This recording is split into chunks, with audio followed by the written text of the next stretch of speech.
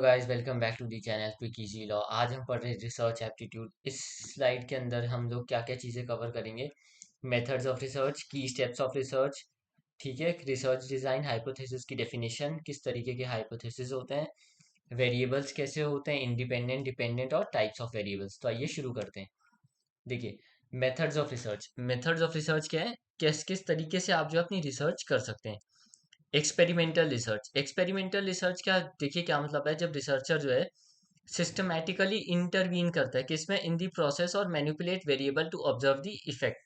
देखिए, जब हम क्या है ना, एक वेरिएबल को जो है इंटरवीन करते हैं, एक वेरिएबल को बढ़ाते हैं या घटाते हैं, तो जो इफेक्ट आता है उसको पढ़ने के लिए हम जो एक्सपेरिमेंटल रिसर्च देखते हैं। फॉर एग्जाम्पल, मैं आपको एक एग्जाम्पल देता हूँ आगे। अब जैसे ये एक एग्जाम्पल है, increasing the dosage of drug will lead to decrease in the blood pressure. तो इसमें क्या है, इस बंदे ने क्या किया, अगर हमें एक्सपेरिमेंट करना हो, इस बाकी सब चीज़ें इग्नोर कर दीजिए। अगर हमें एक्सपेरिमेंट करना हो तो क्या है, हम मेडिसिन की जो है, अगर दवाई को हम खाएंगे, उसकी डोज बढ़ा देंगे तो क्या है, ब्लड प्रेशर घट जाएगा। तो ये क्या है, ये एक तरीके का एग्जाम्पल है, आप ये समझिए। ये दो चीज़ क्या है, एग्जाम्पल है। जब आप किसी चीज़ को सिस्टमेटिकली उसको बढ़ाएंगे या घटाएंगे, उन सब चीज़ों को समझने के लिए। सिस्टमेटिकली मतलब, कभी आपने 5 ग्राम बढ़ाई तो इफेक्ट देखा कि कितना बीपी हुआ, 2 ग्राम घटाई तो इफेक्ट देखा। इससे क्या, आप क्या सिस्टम, एक सिस्टम से बढ़ा रहे हैं, एक सिस्टम से घटा रहे हैं। ठीक है, ये चीज़ के experimental research. The goal is to establish cause and effect relationship. भाई, आपने दवाई की डोज अगर 2 ग्राम बढ़ाई तो बीपी इतना लो हुआ, 3 ग्राम बढ़ाई इतना लो हुआ, 4 ग्राम बढ़ाई इतनी, तो आप उस हिसाब से अपनी दवाई की एमजी को बांट देंगे। 5 mg, 10 mg, 15 mg, 20 mg, ठीक है। Example include clinical trials, laboratory experiment. Descriptive research क्या होगा, देखिए, descriptive research involve collecting data about a study subject without intervening. Researcher aims to describe and understand phenomena as they naturally occur. तो इसमें क्या है, जो है यहाँ जो है ना, ऊपर जैसे वो सिस्टमैटिकली इंटरवीन कर रहा था, यहाँ जो है वो सिस्टमैटिकली इंटरवीन नहीं कर रहा है। ठीक है, वो उसको वैसे ही पढ़ रहा है जैसे वो चीज़ नेचुरली अकर करती है एनवायरनमेंट में।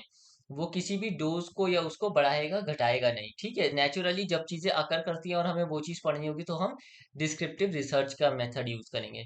इसमें क्या है, कॉमन मेथड इंक्लूड सर्वे, ऑब्जर्वेशन, केस स्टडी या कंटेंट एनालिसिस। देखिए, कहीं भी कोई इसमें क्या है, कुछ ऐसा तरीका नहीं लिखा होगा जहाँ ट्रायल हो रही होगी, एक्सपेरिमेंट। इन्होंने क्या लिखा है, सर्वे कर लो भाई, ऑब्जर्वेशन कर लो, केस स्टडी कर लो, या फिर कंटेंट को एनालाइज कर लो। सिंपल सी चीज़। हिस्टोरिकल रिसर्च में जो है, बड़ी सिंपल स्ट्रेट फॉरवर्ड चीज़ है। जब आप जो अपने पास्ट इवेंट्स को पढ़ना चाहते हैं ना, डेवलपमेंट से रिलेटेड, इसमें क्या है, देखिए, हिस्टोरिकल डॉक्यूमेंट्स को आप पढ़ेंगे, पुरानी किताबें विताबें हो गई, आर्टिफैक्ट हो गया, इन सब चीज़ों को जब आप पढ़ेंगे तब के इसके अंदर कवर होगा, वो होगा हिस्टोरिकल रिसर्च के अंदर। क्वालिटेटिव रिसर्च क्या हो गया भाई, क्वालिटेटिव रिसर्च क्या हो गया, इसमें क्या है, focus on understanding the underlying meaning, motivation and experience. देखो, क्वालिटेटिव का मतलब क्या हो गया, जिन चीज़ों को हम नंबर में मेजर नहीं कर सकते। तो जब हमें मोटिवेशन के बारे में पढ़ना हो, एक्सपीरियंस के बारे में पढ़ना हो, किसी चीज़ का मतलब समझना हो, तब जो है हम क्वालिटेटिव रिसर्च करते हैं। कौन से मेथड यूज होंगे, interview, focus group, content analysis. Simple सी चीज़ है।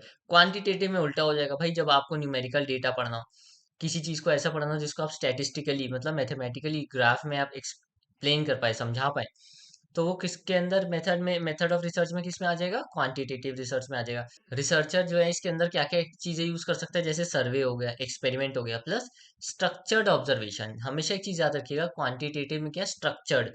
एक, जब आप स्ट्रक्चर क्यों होता है, उस चीज़ को आप मेजर कर सकते हैं। तो जब भी मेजरमेंट से रिलेटेड चीज़ होंगी तो हमेशा स्ट्रक्चर्ड ऑब्जर्वेशन आएगी। It aims to generalize finding to a larger population. आप छोटी चीज को पढ़ेंगे अच्छे से, उसका क्वांटिटी एनालिसिस करेंगे और लार्जर पॉपुलेशन के लिए भी आप फाइंडिंग्स को जनरलाइज कर सकते हैं।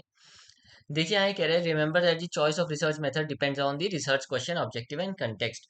तो कहता है भैया, आपको कौन सी रिसर्च करनी है ना, ये आपके रिसर्च क्वेश्चन, उसके ऑब्जेक्टिव और किस कंटेक्स्ट में आप रिसर्च करें ना, उसके ऊपर हम डिसाइड करते हैं कि हमें हिस्टोरिकल करनी चाहिए, क्वालिटेटिव करनी चाहिए, क्वांटिटेटिव रिसर्च करनी चाहिए। देखिए, 8 की स्टेप्स हैं रिसर्च प्रोसेस के अंदर। आपको पता है, अगर आप पीएचडी का प्रपोजल बनाएंगे ना, तो आपको यही स्टेप्स जो है ना, इनको आप फॉर्मुलेट करना पड़ेगा। इन्हीं बेसिस पे ही आप अपना प्रपोजल बनाते हो रिसर्च का। देखिए, सबसे पहला है, आइडेंटिफाई करो रिसर्च प्रॉब्लम। भाई, आपको पता होना चाहिए आपको किस चीज़ पे रिसर्च करनी है। ठीक है भाई, begin by recognising a specific research problem और क्वेश्चन, व्हाट इशू और गैप इन नॉलेज। जैसे एक मेरा फ्रेंड है, वो पीएचडी कर रहा है कि भाई, आपको जो है ई कोड्स के ऊपर अगर उसको रिसर्च करनी है तो क्या है वो ई कोड्स के ऊपर रिसर्च करेगा, तो उसका क्या है रिसर्च प्रॉब्लम आगे जाएगी कि ई कोड्स कंडक्ट करेगा, literature review, dive into existing literature relating to your topic, understand करो कंटेक्स्ट थ्योरीज और प्रीवियस रिसर्च फाइंडिंग।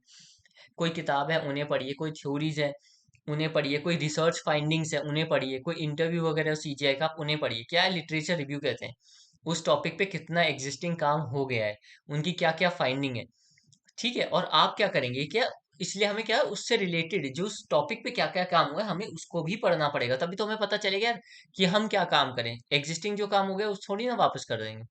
थर्ड में क्या आ गया, फॉर्मुलेट करो अपने रिसर्च क्वेश्चन को, रिसर्च क्वेश्चंस बनाइए। भाई आप अपने रिसर्च में क्या करेंगे, रिसर्च के आपके क्या क्या ऑब्जेक्टिव होंगे, प्लस आप हाइपोथेसिस। हाइपोथेसिस क्या होता है ये मैं आपको आगे आने वाली स्लाइड में बताऊंगा। हाइपोथेसिस मतलब होता है आप एक प्रपोज्ड एक्सप्लेनेशन देंगे कि मेरी रिसर्च में ऐसा हो सकता है। ठीक है, एक तरीके की प्रपोज्ड एक्सप्लेनेशन होती है, आगे हम डिटेल में पढ़ेंगे। देखिए इसके बाद क्या होता है, आप अपनी रिसर्च स्टडी बनाते हैं। रिसर्च स्टडी क्या होती है, developed a research study design that outlines how you will collect data. तो क्या एक तरीके का ये क्या रिसर्च डिजाइन है, ये बता रहे हैं कि आप किस किस तरीके से डेटा कलेक्ट करेंगे, कैसे आप एनालाइज करेंगे, कितना बड़ा आपका सैंपल साइज होगा पॉपुलेशन को, 1,000 लोगों को स्टडी करेंगे, 2,000 को करेंगे, डेटा को कैसे कलेक्ट करेंगे, कौन सी रिसर्च के आप मेथड्स फॉलो करना चाहते हैं, ये सब क्या है रिसर्च डिजाइन के अंदर ही कवर हो जाएगा। ठीक है, कलेक्ट डेटा फिफ्थ स्टेप आ गया, भाई आप अपना डेटा कलेक्शन करो, कैसे करोगे, सर्वे से करोगे, एक्सपेरिमेंट से, ऑब्जर्वेशन से, इन सब चीजों से। सिक्स क्या आ गया, प्रोसेस एंड एनालाइज डेटा, आप जो डेटा कलेक्ट करो उसको प्रोसेस और एनालाइज करो। सेवन क्या आ गया, रिसर्च फाइंडिंग से है अपनी रिसर्च को जो है जो आपने पीएचडी के लिए कर रहे हो, जिसके लिए भी छोटी रिसर्च कर रहे हो, आप एक रिसर्च रिपोर्ट बनाएंगे, फाइंडिंग्स को कम्युनिकेट करेंगे, और एंड में क्या हो गया आप रिसर्च रिपोर्ट को राइट करेंगे, उसे लिखेंगे फाइनली एक वेल स्ट्रक्चर्ड मैनर में। सबसे इंपॉर्टेंट चीज जो आपको इसमें याद रखनी है भाई क्या है, सबसे पहला क्या होता है रिसर्च प्रॉब्लम को आइडेंटिफाई करना, फिर क्या होता है लिटरेचर रिव्यू, फिर आता है रिसर्च क्वेश्चन, ऑब्जेक्टिव और हाइपोथेसिस। ये चीज आप अच्छे से याद रखिएगा। Research design refers to the overall plan और structure that guides the process of conducting research.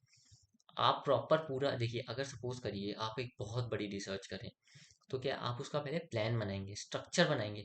जब वो प्लान स्ट्रक्चर बनेगा, एक पूरा ब्लूप्रिंट बनाएंगे कि भाई मेरे ये चीजें हैं, मैं ये इस तरीके से डेटा को कलेक्ट करूंगा, इस तरीके से एनालाइज करूंगा, इस तरीके के मैं रिसर्च मेथड यूज करूंगा, इस तरीके से मैं सैम्पलिंग करूंगा, इस तरीके से मैं डेटा को एनालाइज करूंगा, क्वालिटेटिव लूंगा या क्वांटिटेटिव लूंगा।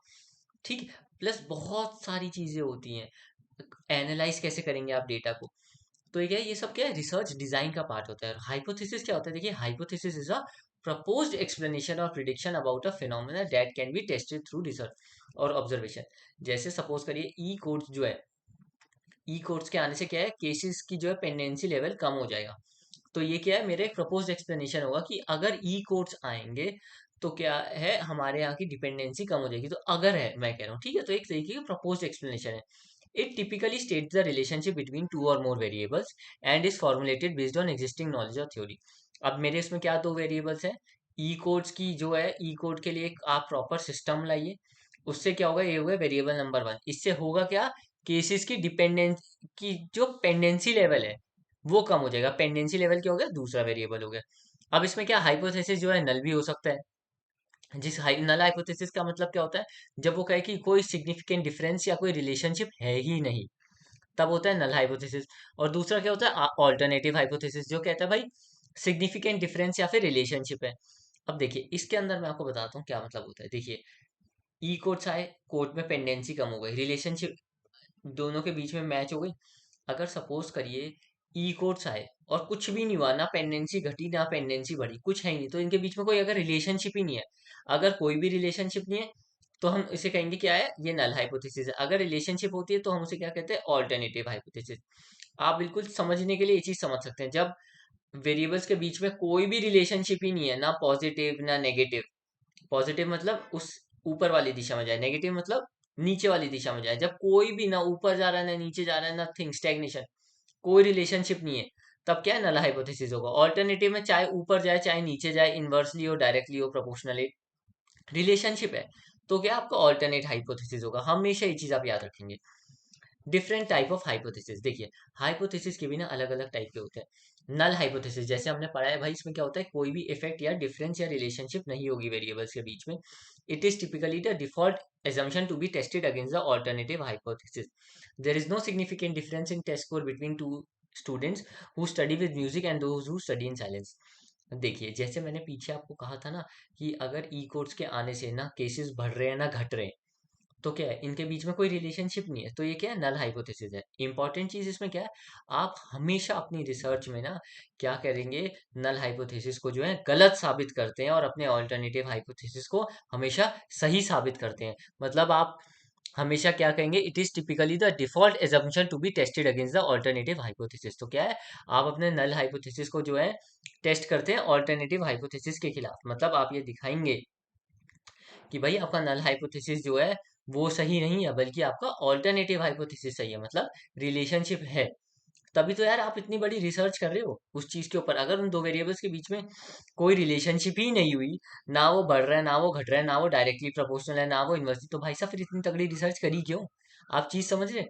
ऑल्टरनेटिव हाइपोथेसिस, इसको नल हाइपोथेसिस को हम एच इससे जानते हैं, H0 HO, जिसको आप समझने के लिए कह सकते हैं H0A। और ऑल्टरनेटिव हाइपोथेसिस है H1 और HA। Alternative hypothesis propose the existence of significant effect, difference और रिलेशनशिप। ये कहता है भाई रिलेशनशिप है। It is the hypothesis that researchers are interested in investigating और सपोर्टिंग विद द एविडेंस।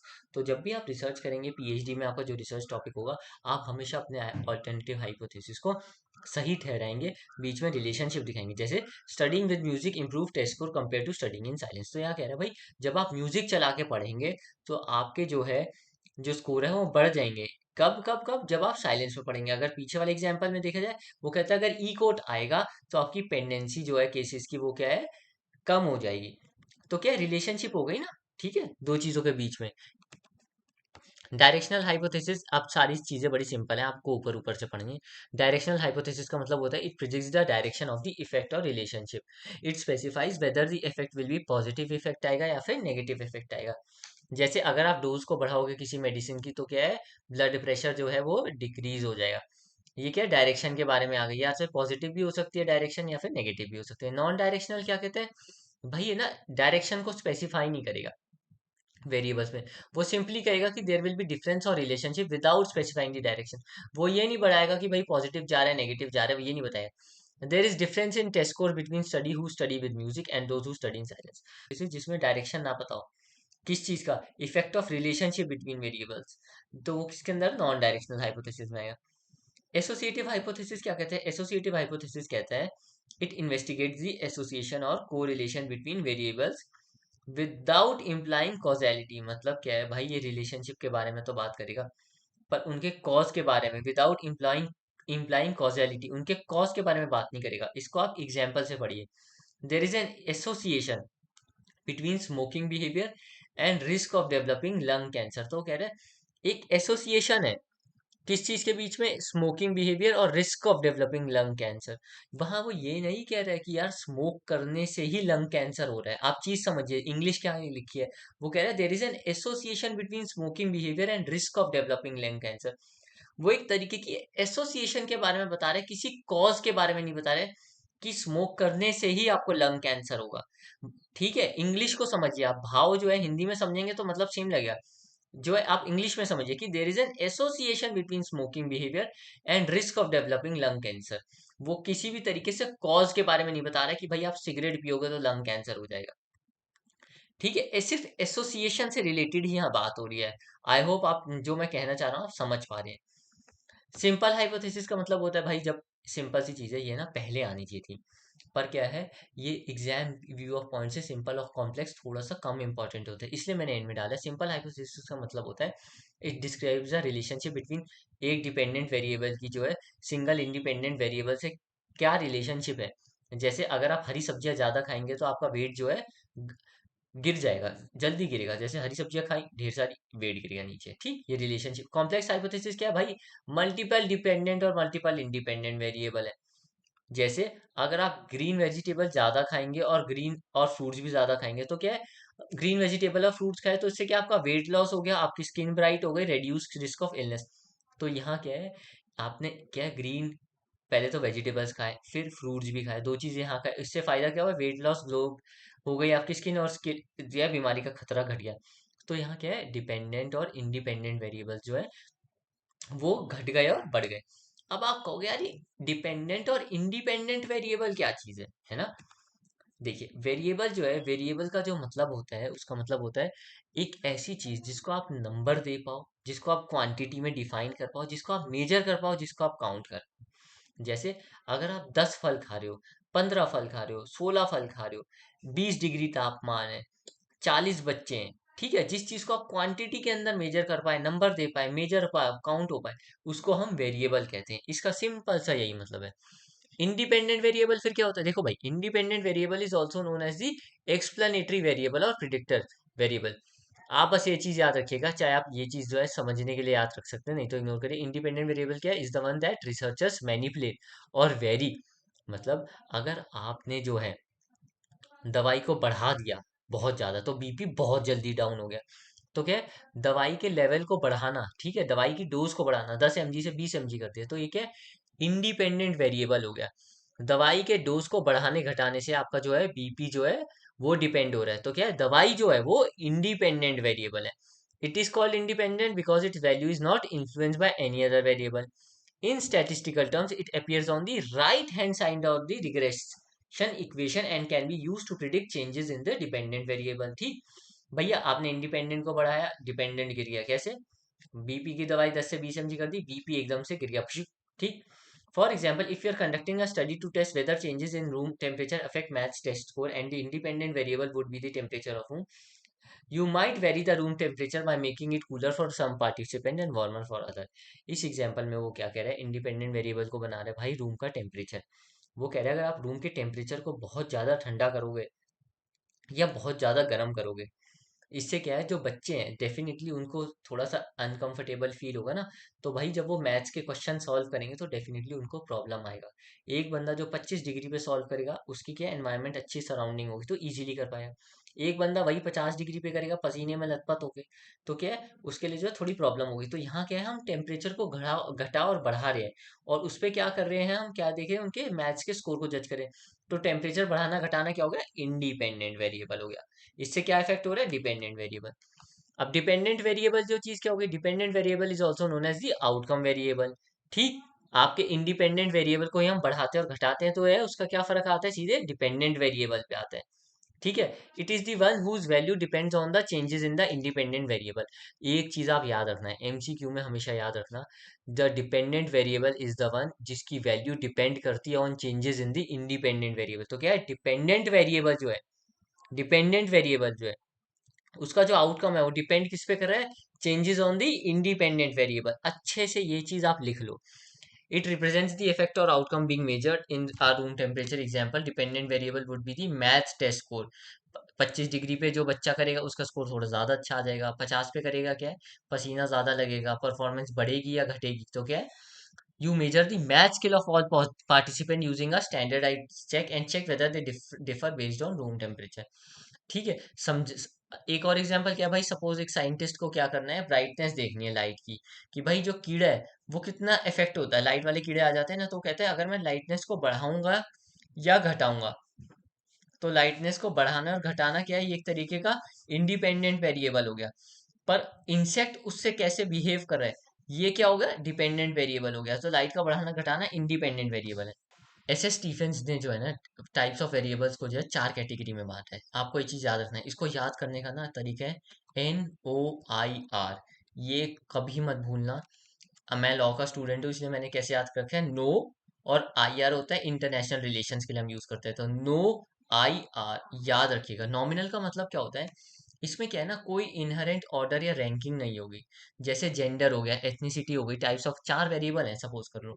इसमें क्या है ना, कोई आपको ऑर्डर नहीं चाहिए, कोई भी रैंकिंग नहीं चाहिए। जैसे क्या है, हमारे एमसीक्यू में जब क्वेश्चंस आते हैं, ABCD में कुछ भी हो सकता है आंसर, ठीक है, कोई उनका प्रॉपर हमें ऑर्डर और रैंकिंग की जरूरत नहीं है ना उसके अंदर। तो हम क्या है, समझाने के लिए मैं आपको क्या कह सकता हूँ, हम उसको नॉमिनल या क्लासिफिकेटरी स्केल में डाल देंगे।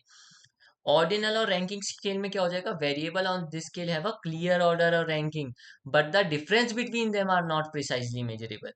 एग्जाम्पल इंक्लूड एजुकेशन लेवल, जैसे हाई स्कूल, बैचलर्स, मास्टर्स और survey responses. Example, strongly agree, neutral agree. देखिए क्या है, अगर मैं देखूं, याद है हम जब कभी कुछ भरते हैं, जैसे स्ट्रांगली एग्री सबसे ऊपर आ जाएगा, फिर एग्री आएगा, फिर न्यूट्रल आएगा, फिर डिसएग्री आएगा, फिर स्ट्रांगली डिसएग्री आ जाएगा। ये तरीके क्या है, ये तरीके की क्या है, रैंकिंग बन गई। पर इसमें एक चीज इंपॉर्टेंट क्या है, रैंकिंग तो बन गई, हम इनके बीच का एग्जैक्ट डिफरेंस लेकिन मेजर नहीं कर सकते। क्यों? हम क्वांटिफाई नहीं कर रहे हैं अभी इसको। वो किसके अंदर आ जाएगा, ऑर्डिनल। तो सबसे बेकार क्या हो गया, नॉमिनल स्केल हो गया। उससे थोड़ा एडवांस क्या हो गया, ऑर्डिनल और रैंकिंग स्केल हो गया। इंटरवल स्केल क्या है, जब आपके ऑर्डिनल और रैंकिंग स्केल के बीच में मैं एग्जैक्ट डिफरेंस और मेजरमेंट को पता लगा पाऊं ना ग्रुप्स के बीच में, उसको हम क्या कहते हैं, इंटरवल स्केल।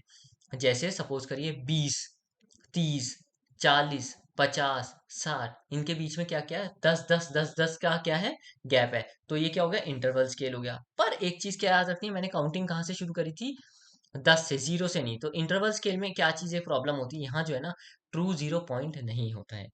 जैसे example include temperature measured in Celsius और फ़ारेनहाइट, ये समझने के लिए। तो फिर ये रेशियो स्केल से क्या है, रेशियो स्केल जो है सबसे अच्छा होता है। क्यों? क्योंकि आप उस चीज़ की जो ग्रोथ है ना, वो बिल्कुल जीरो पॉइंट से देख सकते हैं। तो क्या है, रेशियो स्केल के अंदर ये सारी चीजें कवर हो जाएंगी। क्या है, आप बीच का डिफरेंस भी देख सकते हैं, बिल्कुल देख सकते हैं, आप उनको रैंकिंग में भी लगा सकते हैं। ठीक है। तो रेशियो स्केल जो है, अगर एग्जाम में आएगा तो रेशियो स्केल जो है सबसे बेस्ट होता है। क्यों? इसमें ट्रू जीरो पॉइंट आ जाता है। वो इंटरवल स्केल की तरह आप उसको बीच में मेजर भी कर सकते हो, जीरो से शुरू होगा, एंड तक जाएगा। वो इंटरवल स्केल की भी सारी खूबी अपने साथ लेके चलेगा। और जो है, आपके ऑर्डिनल रैंकिंग स्केल क्या है उसकी, अब ऑर्डिनल स्केल में क्या था भाई, रैंक तो आपने लगा दिया था पर डिफरेंस नहीं गिन सकते थे। वो प्रॉब्लम कहाँ सॉल्व हो गई, इंटरवल स्केल में। इंटरवल स्केल में लेकिन एक क्या चीज लैकिंग थी, या ट्रू जीरो पॉइंट नहीं था, वो रेशियो स्केल में आ गया। तो आपको ये चीज याद रखनी है कि रेशियो स्केल जो है ना, ये जो है बेस्ट तरीके का जो है, टाइप्स ऑफ वेरिएबल जो है स्केल्स ऑफ मेजरमेंट के हिसाब से अगर आपसे पूछा जाए, तो रेशियो स्केल के अंदर जो आप सबसे अच्छी तरीके से वेरिएबल्स को पढ़ सकते हैं, समझ सकते हैं। इस चीज को आप एमसीक्यू के पर्पज से याद रखिएगा। सो thank you guys for watching this video. अगर आपको मेरी पढ़ाई हुई वीडियो से कुछ भी फायदा होता है, तो प्लीज मेरी वीडियोस को लाइक करिए। इससे मेरे चैनल को बहुत फायदा होगा। आप अगर चाहते हैं तो आप मेरे टेलीग्राम ग्रुप पे भी ज्वाइन कर लीजिए, जिससे क्या है, बाई चांस अगर मैं कोई चीज़ गलत बता दूं, मेरे मुंह से कोई चीज़ गलत निकल जाए, तो क्या आप लोगों का नुकसान नहीं होना चाहिए। इसलिए मैं चाहता हूँ कि आप कीजी लॉ का टेलीग्राम ग्रुप ज्वाइन कर लीजिए। कोई क्वेरी है, सीरियस क्वेरी है, कुछ बिल्कुल ही सीरियस टाइप्स है, तो आप मेरे को जीमेल पे भी अपनी क्वेरी भेज सकते हैं। मैं कोशिश करूंगा आपको जल्दी से जल्दी रिस्पॉन्ड कर पाऊँ। So thank you guys for watching this video. Have a great day. I will see you again. Bye bye, Tata.